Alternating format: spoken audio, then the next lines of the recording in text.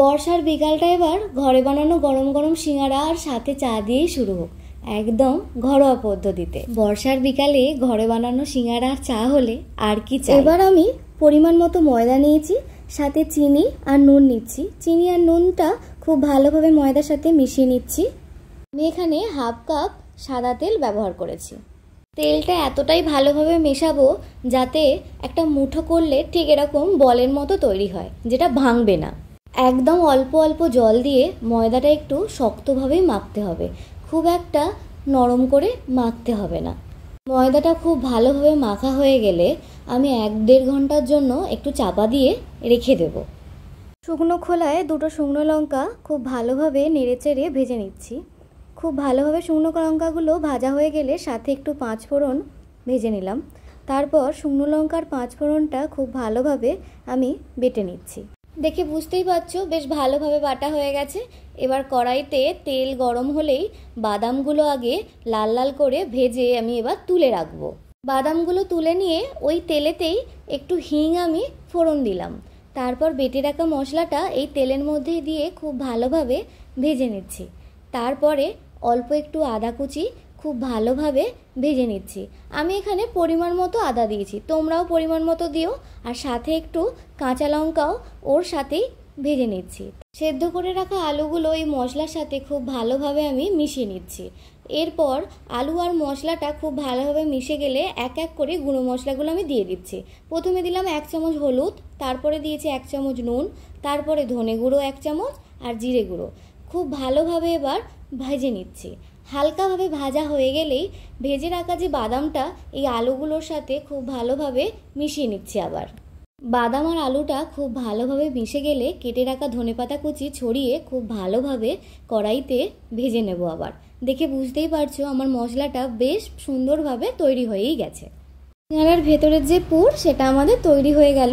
এবার আমরা সিঙ্গারার খোলটা তৈরি করব। লুচির থেকে সামান্য একটু মোটা আমরা বেলবো। বেলাটা আমাদের একটু লম্বা লম্বি হবে আর মাঝখান থেকে ছুরি দিয়ে একটু কেটে নিতে হবে। উপর দিকটা এবার অল্প করে একটু জল উলিয়ে নিচ্ছি।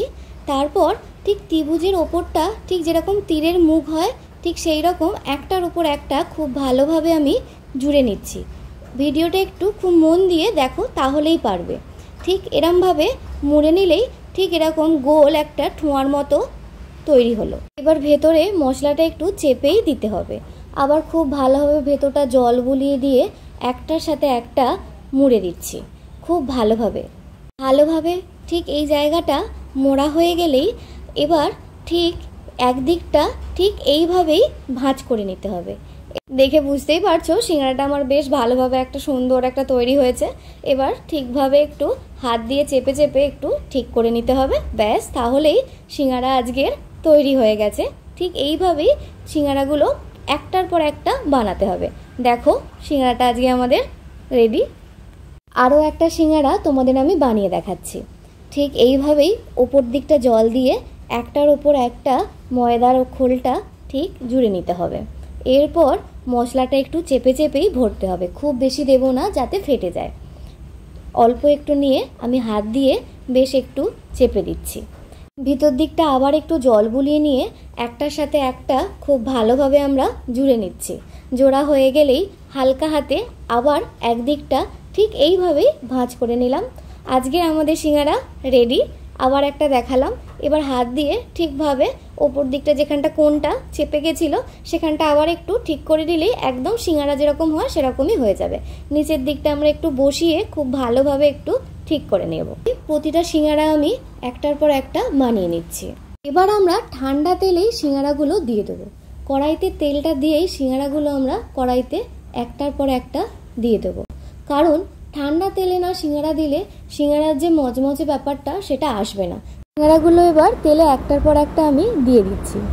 সিঙ্গারাটা এবার তেলে দিলেই বুঝতে পারছো, দেখে তেলটা আমার একদম উষ্ণ গরম হয়েছিল। সিঙ্গারাগুলো দেখে বুঝতেই পারছো একটা সুন্দর একটা রং আসতে শুরু করে দিয়েছে। দেখো বেশ সুন্দরভাবে আমার ভাজা হয়ে গেছে সিঙ্গারাগুলো, একদম সুন্দর। এবার আস্তে আস্তে এগুলো তুলে নিচ্ছি আমি। ভিডিওটা ভালো লাগলে সাবস্ক্রাইব করতে কিন্তু একদম ভুলো না। এতক্ষণ ধৈর্য ধরে আমার ভিডিওটা দেখার জন্য তোমাদের অসংখ্য ধন্যবাদ। আর কমেন্ট করে জানিও আমার আজকের ভিডিওটা তোমাদের কেমন লাগলো। আজ আসি।